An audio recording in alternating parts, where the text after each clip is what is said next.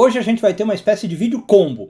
A gente vai ver duas interpretações cabalísticas para um mesmo versículo. O versículo 7 do capítulo 36 dos Salmos. Eu sou Yair Alon e esse é o Zohar Diário.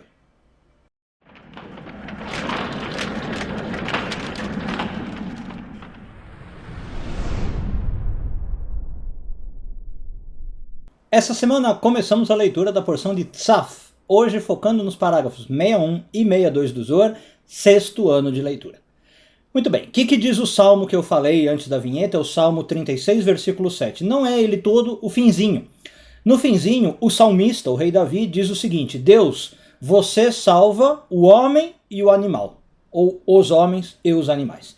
E aí a pergunta do Zohar: que tipo de elogio é esse, né? Por que rei Davi decide elogiar Deus desse modo, com essas palavras? E como eu falei, duas explicações que se somam, né? Não são contraditórias. Qual é a primeira explicação? Nós, dentro de nós, segundo a Kabbalah, temos níveis de existência, mais especificamente níveis de alma. E a gente tem um nível da nossa alma, que para a Kabbalah é uma alma animal, ou animalesca, chamada Nefesh. Por quê? Porque é a nossa alma mais instintiva, a nossa alma mais básica, que a gente compartilha com qualquer outro ser vivo, tá? Com um cachorro, com um gato, com um lagarto. É aquela alma que faz a gente querer viver. Eu não vou entrar em questão biológica aqui, mas é o nosso instinto de comer, de beber, de se reproduzir. Essa alma nós temos e os animais têm. Então essa alma instintiva, essa alma animalesca, né? E nós temos o nível maior, que aí é o que nos diferencia dos animais. Aí a gente tem uma alma que é, digamos, propriamente humana. Também podemos discutir o que é, né? Teria o Ruach, que é emoção, teria Neshama, que é intelecto. Enfim, a gente tem uma outra existência que não, aí é diferente da dos animais. Quando então o rei Davi diz: Deus, você salva homem e animal, salva esses dois níveis dentro de nós, né? Quando nós estamos trabalhando na espiritualidade, corrigindo nossos erros, esses dois níveis estão sendo retificados. Não é só o nosso nível humano, né? Não é só o nosso nível mais alto, tá? Bom, e a segunda explicação que a gente pode dar é ligada a essa, mas agora pensando num coletivo. Como assim?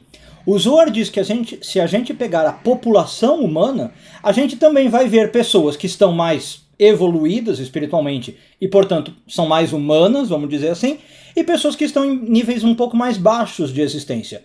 Não estou dando conotação negativa, tá, pessoal? Mas, assim, são pessoas que ainda estão no começo do caminho, né? Agindo com mais impulso, com mais instintividade e não se refinaram tanto.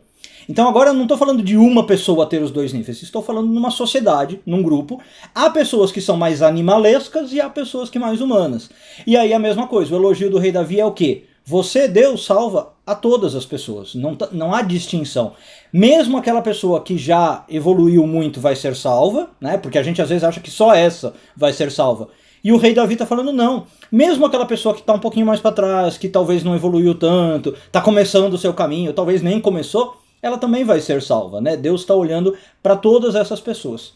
Bom, e aí o Zohar termina com uma lição muito bacana, que você que me acompanha há algum tempo talvez já tenha ouvido falar, que é o seguinte: esses dois tipos de pessoa que a gente falou no segundo caso, existe uma relação colaborativa entre elas também, tá?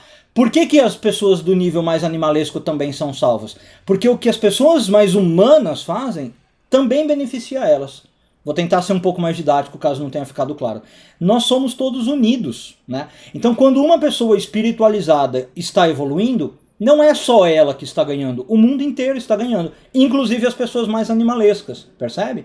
Então, na verdade, ninguém está ficando para trás.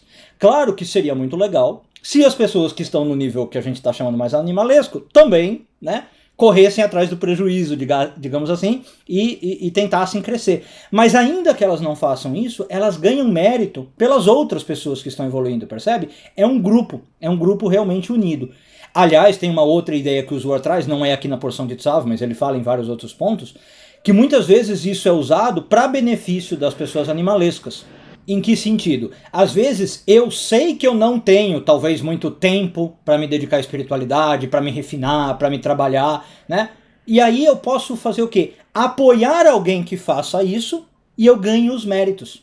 Então o Zohar tem muito essa ideia de, por exemplo, você às vezes apoiar alguém que é um canal de luz na Terra, apoiar um professor de espiritualidade, um estudioso de Torá, no caso de judaísmo e Kabbalah, né? E você ganha o mérito por isso, entendeu? Já que você talvez não está seguindo o mesmo passo que aquele professor, que consegue se dedicar bem a isso, não quer dizer que você fica para trás, você apoia e ganha.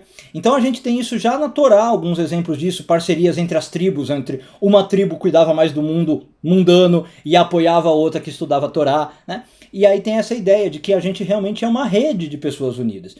Então a ideia é essa, né? Ainda que eu em si não esteja subindo, se outras pessoas no mundo estão subindo, eu ganho mérito, e se eu ajudar talvez essas outras pessoas a subir, eu também ganho mérito, ainda que eu mesmo não esteja subindo. Então tá aí, esse é o combo, 2 interpretações em uma do versículo dos Salmos. Um bom dia a todos e tudo de bom.